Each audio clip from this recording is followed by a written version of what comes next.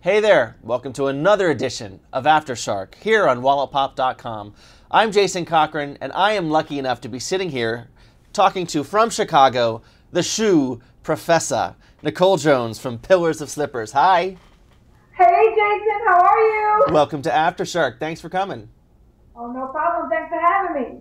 So you were on the show last night. You made your big national TV debut. Woo! Yes.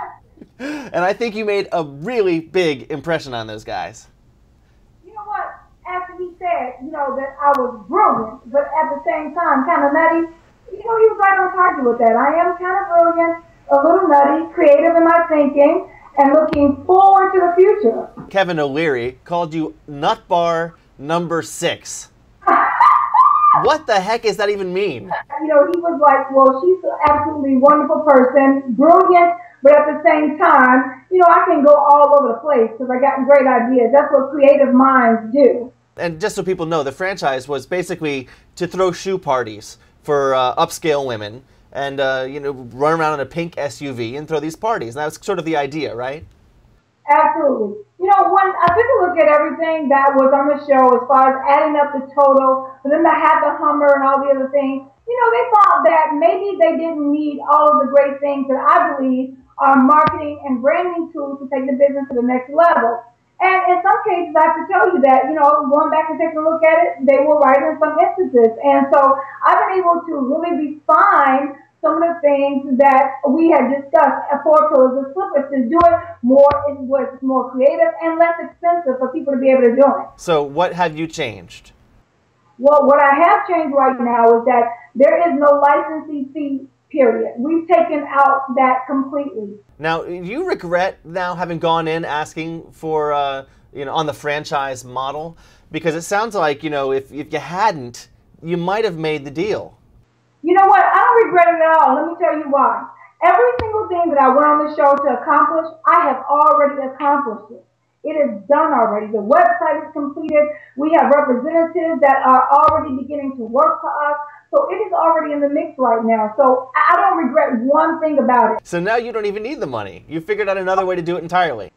Absolutely. I don't need a dime of it. And if you think back, Damon said one thing. He was like, you really don't need this. You can do this on your own. And when he said that, I knew right away, you know what, he's right. I really don't need them. I just have to find a different way to accomplish the same goal and do it better. Do you have any desire to design shoes? You know what? I did design shoes about 2 years ago, and it is definitely a part of my future. I am so looking forward to having the Shoe Professa Nikki J shoes coming out soon. How did you get started? Who gave you your initial investment? Well, you know what? I worked very hard for a very long time. I worked in corporate America for 11 years when I got my bachelor's degree, my master's degree from DePaul University, and I majored in business. This was something that I believed in, and I also majored in, for my master's in urban public policy planning and development. So I believed in rebuilding communities and bringing businesses that we need to build a retail corridor. But most importantly, leaving corporate America, I wanted to do what it was that I love to do. First of all, I love catering to women. We work so hard, and we work really hard on our feet all day.